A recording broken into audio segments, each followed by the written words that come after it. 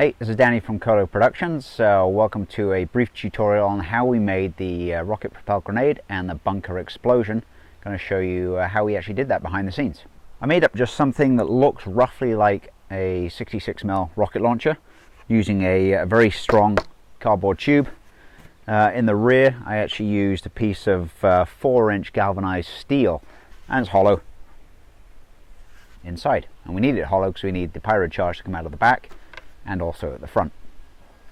Used a small pyro charge with an electric match attached to it, made of a thick cardboard tube, hot glued at either end and only lightly taped. We want this to detonate but not create any shrapnel, and just provide a large puff of smoke plus the burning gases that'll come out of the front and the back.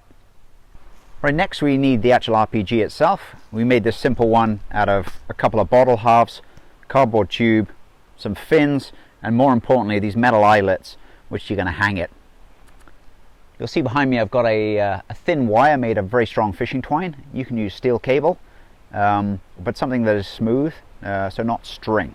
So I've secured this wire to the bunker at the same height as the area that I'm going to fire the RPG from, down towards where the location where you're going to have your secondary explosion. And simply we're going to hang this on the wire and then insert a rocket engine in the back. Now for the secondary explosion down at the target area, we're going to use a coffee tin. Make sure you use a metal tin, not plastic, otherwise you could end up with shrapnel. Some non-dairy creamer, in this case we use Coffee Mate, anything as long as it's a powder. Put that down. Some tissue paper, and then black powder. You can get black powder at your local hunting store. You need some tissue paper, and you basically just cut a circle of tissue paper,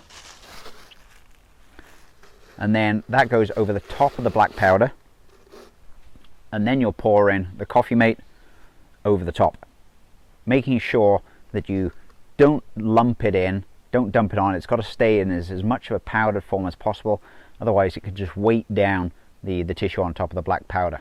Have a small hole in the bottom of the tin where you can insert either an E-match or a piece of burning fuse that you can get from a fireworks store.